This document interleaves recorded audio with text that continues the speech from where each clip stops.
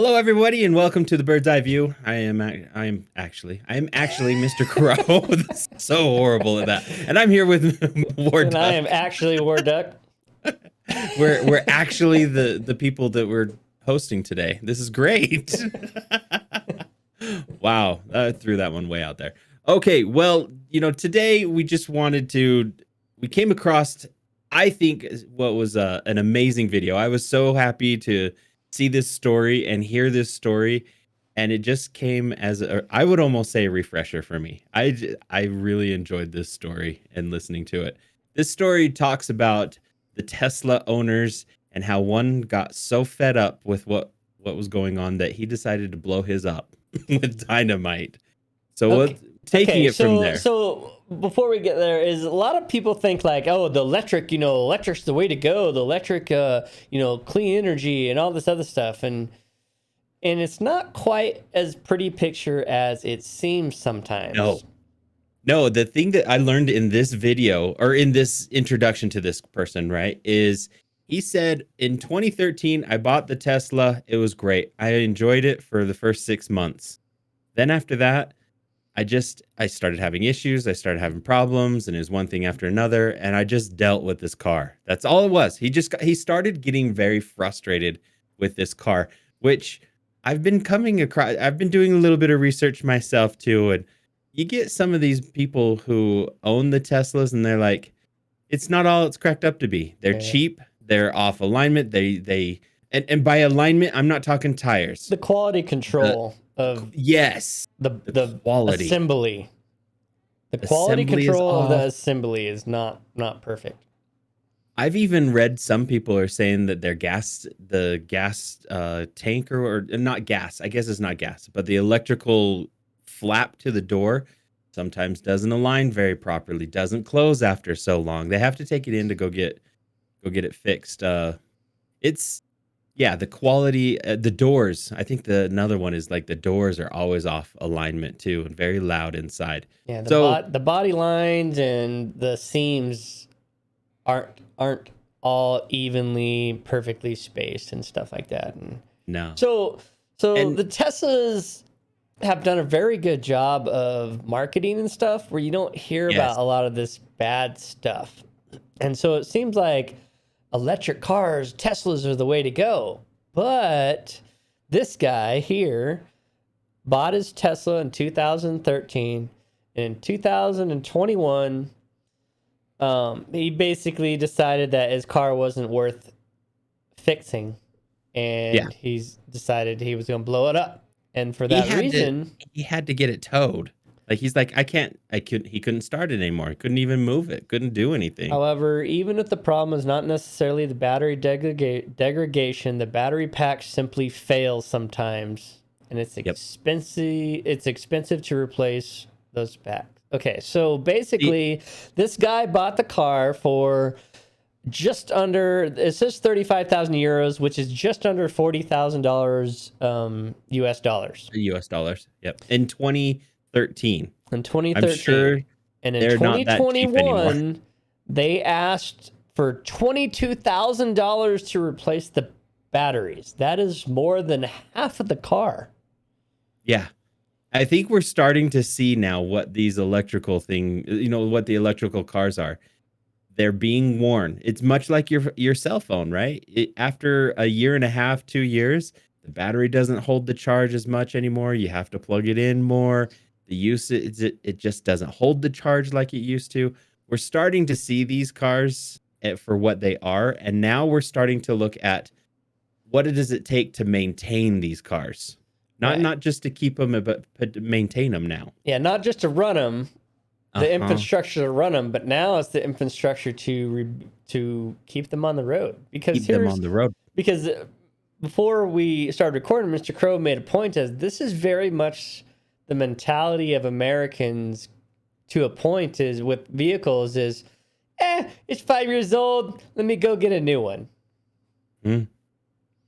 Like I grew up very much with my grandparents, right? Like I mostly grew up with my grandparents, and my grandpa would make things last. Like the toaster doesn't work. And, you figure something out, so he'd rewire it in some way. So cut off this one, put on a new one. And then all of a sudden you had this 3 ground prong that you're like, what the heck? You made them last. Now, you're also talking about the greatest generation ever is the World War II generation, right? That right. And so they were very much fix it.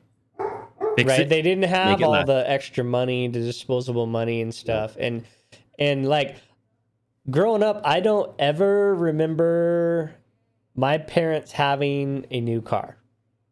I don't. My dad bought a new Ford truck after having several old ones for years, and I think that was the only new vehicle I ever had growing up. Was my dad bought a Ford. I remember that broke. My grandparents' very first brand new car, like off the lot, brand new car, and they shopped for years. And my grandpa decided to get a Ford Fiesta. And if you know anything about those, they're little. You might as well go get a smart car now. But he got it because it was easy to maintain, it was easy to fix, and all of the parts, like it didn't have a lot of electrical on it. He knew he was going to be able to maintain this car. And I remember my dad had this red and white Chevy single cab pickup. And I remember when gas got really high, sometime. We're talking high, like $1. Yeah, it must have been in the 80s, like in the 80s when it was little, when it was high for them, right? When it was high for them, exactly. He converted the damn thing over to propane.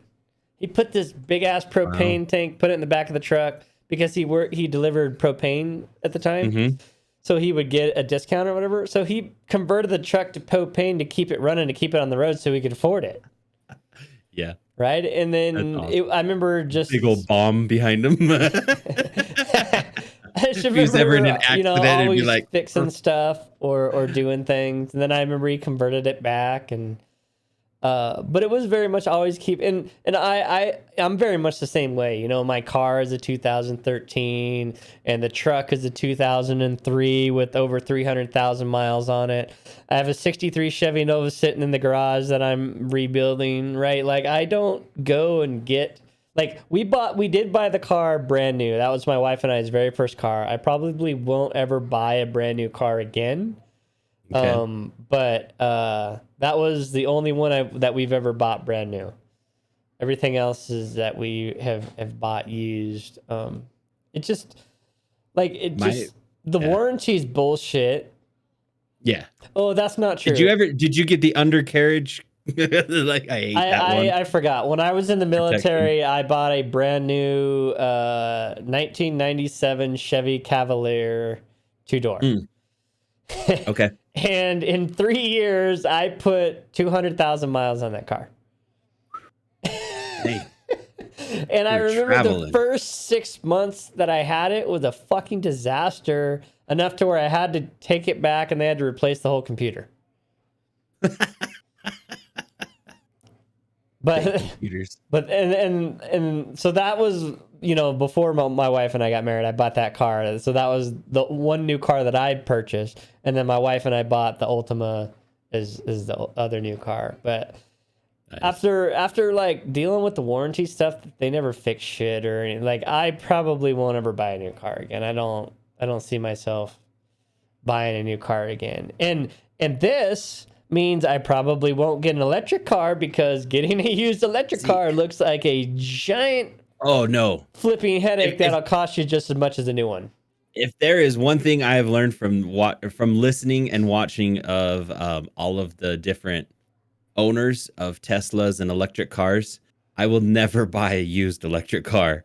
They're not worth it. They're not at all. So here's this video of this guy. Let's see what he does to his Tesla here. This is beautiful, people. This is beautiful.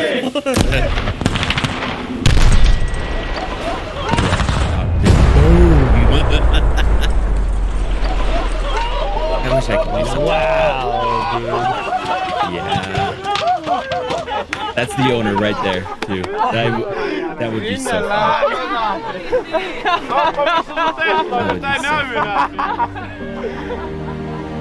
God, dude.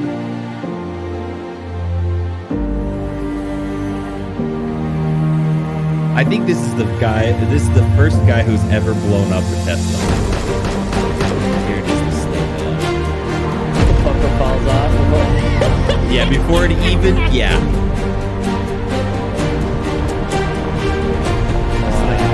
Place too. My favorite one. I wonder if they did that with all the batteries and everything else in it. Or if they removed like some hazardous material. I would think they probably did. They seem to be pretty smart because if you look at this, is my favorite spot. Right? Wow, look at that! Look at I the love line. this. You see the lines and the lines come in, and then look right here. You see the shockwave go out too. You're like, right here. You see that shockwave and everything. That is my favorite spot.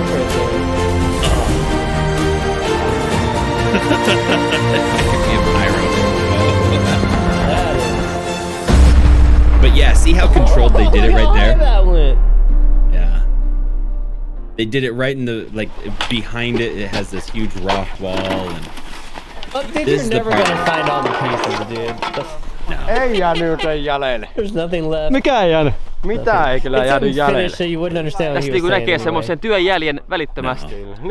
Mutta ootko ikinä iloinut ja nauttinut So awesome. Teslan puikoissa yhtä paljon kuin nyt? En. No, Nyt never tää oli enjoyed this so much with iso, mitä Tesla. on nauttinut Tesla. yeah, he even said he's struggled owning this Näillä Tesla näkymin for as long as he First did. in the world who has räjäyttää sen, niin exploded a Tesla. pääsee siinäkin vähän historiaa tekemään. He's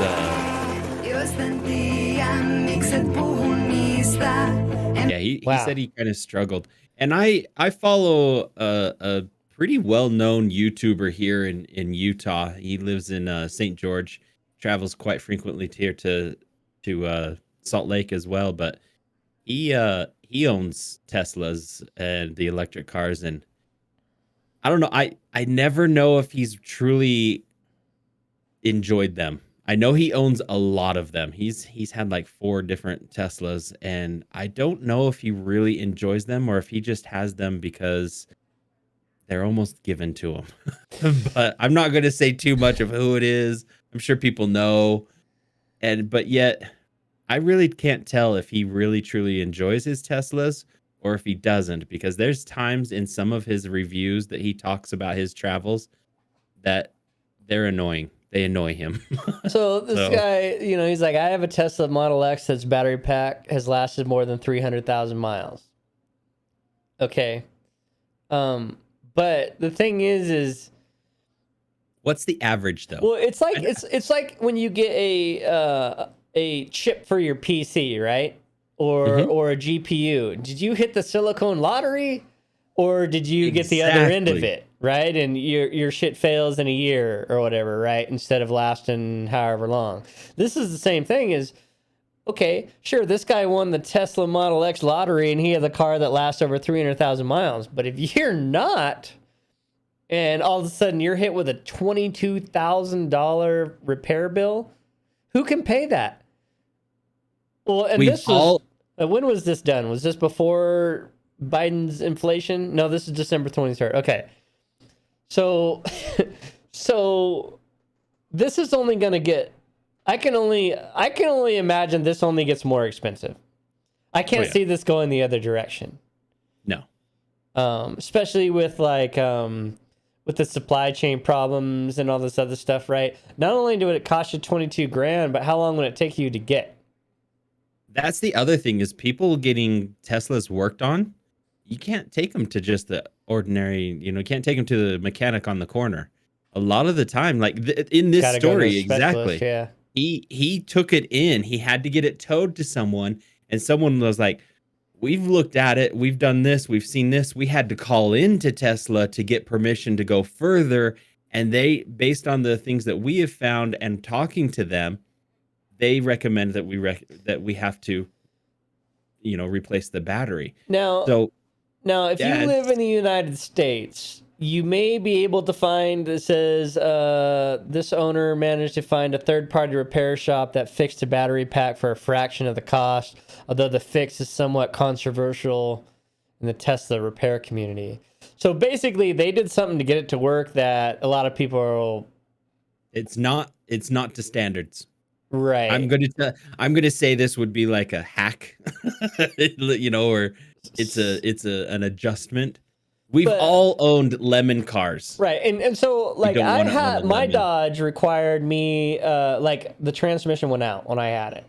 Right. Mhm. And that cost me like $7,000. That was a hefty repair bill that I wasn't happy with. And that was only $7,000. This is half of a car, half of what you paid for the car. Yeah. And you could go buy another car for that same amount. That's not, I mean, not going to be a Tesla, but you could go buy a car for $22,000 new. See, my most expensive car replacement that I've had to do, I had at the time, and I still wish I had it. I had a 77 truck, sidestep, you know, it was lifted and everything, and the engine just seized, and I had to replace the engine on it. I think I was looking at 3,500, and this was back in 99. Yeah, it's a lot back then. Maybe 2000. It was a lot back then, but I had to replace an engine, and it was tough. I couldn't imagine buying a car for 40,000, and then 8 years later, like, well, because let's put this in another perspective, right? Is $40,000 on a car? That's a pretty expensive car. I mean, it's not like super duper luxury, you know, like a Porsche, but $40,000 on a car is a lot. Yeah, at least to me, it's a lot. I've never spent $40,000 on a car, so it seems like a lot to me. That's a lot. It's a lot on a car.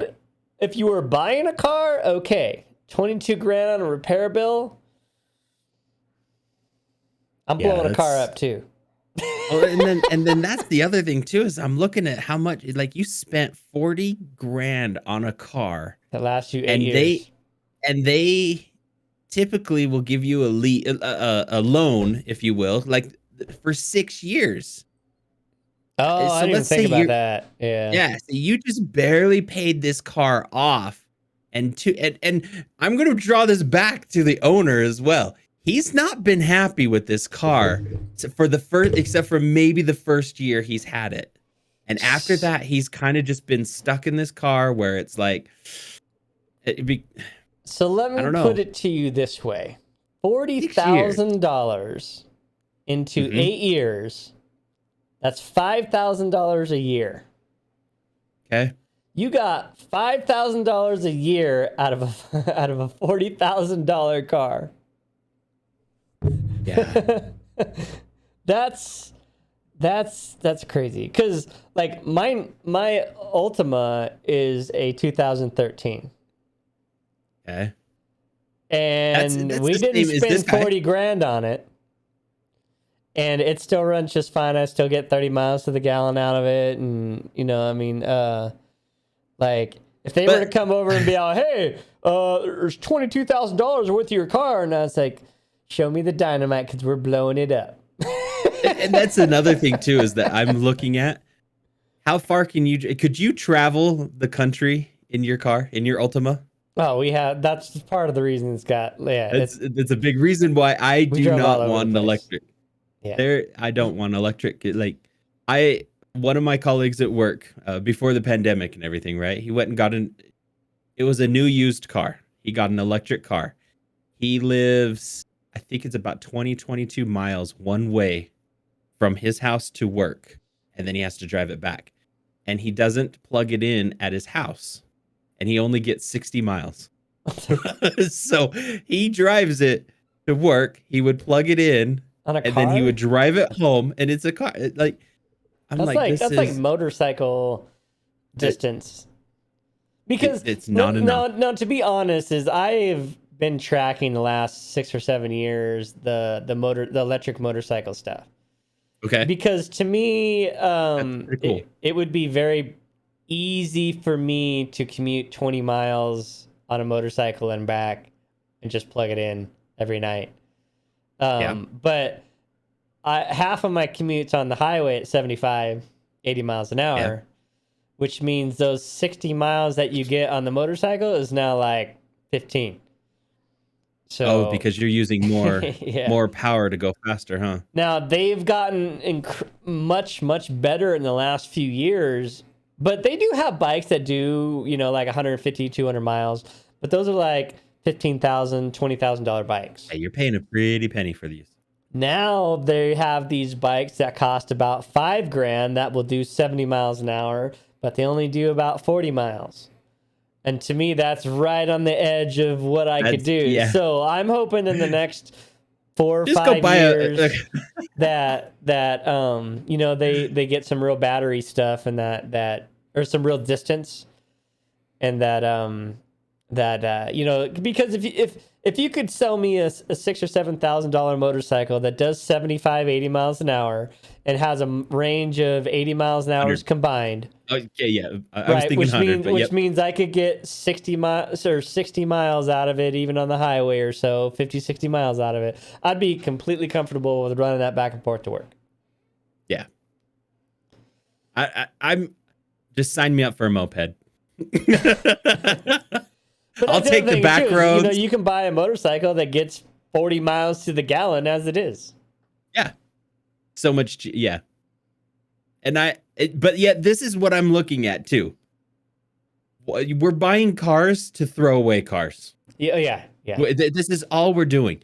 Like our old, like going back to what we said, our old mentality was you would drive these boats or these cars that weighed so much because they were made to last. Yeah, they were. They're not made to last.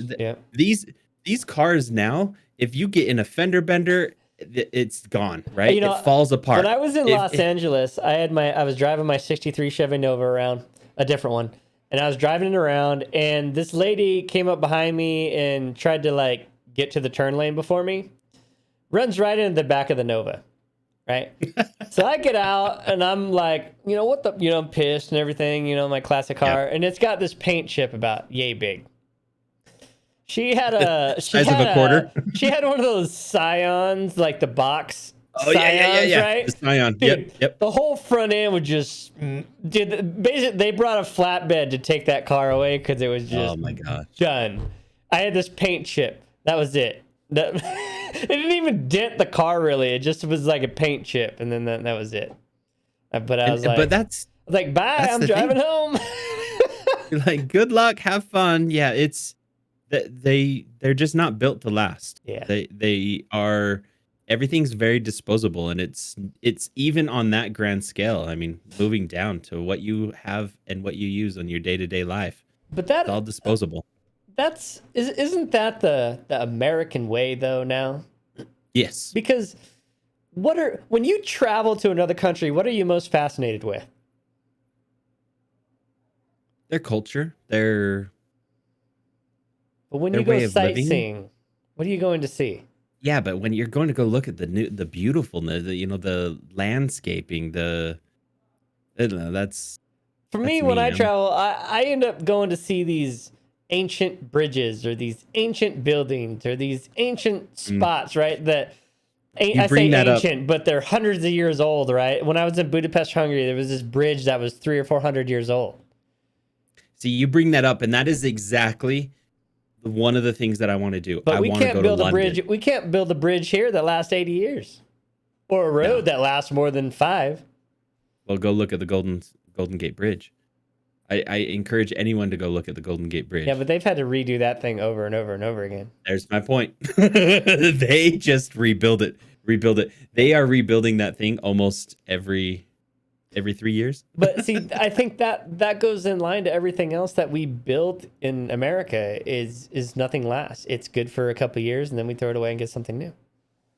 That's the mentality of look at your house. Look at your houses that are being built, right? Oh, it's God, quick. Yeah. That's why I was like, everything that you do is built for as quick as possible and its quality is not there. And And if you look at the new buildings, the way buildings are made, and I think this is a good thing, but it's also kind of a bad thing. But the new buildings are made to be earthquake, right? They withstand certain things, but they're made to crumble and fall in certain areas, and so they're expecting it to, break here and there. And Well, so there you go. The American way. You just when it gets old and tired, you just replace it. That's why there's so many divorces. Well, never mind. Well, with that, it's kind of like taking on one of our old topics that we talked about too. Of, if the dog isn't worth it, just give it away to someone else. No. Not the way to do it. Not the way. Hold on to it. Fix it. That's exactly what it is. Fix it. Learn how to fix it. Brings back my favorite quote. I think it was a Saturday Night Live. Identify the problem, fix it, repeat as necessary. Just identify the problem, fix it. Well, I tell you, identify the problem. Hey, why don't you get rid of your truck, get a new one, then you don't have to fix it. And I said, because I spend, let's say, $2,000 a year fixing my truck. when you spend $500, $600 a month on your car payment, no, thank you. With we're out of here though. It's gone on way too long. We'll have to replace this with a new video as soon as we can. Okay. Bye, everyone. Have a good weekend or have a good time. We'll see you. Bye.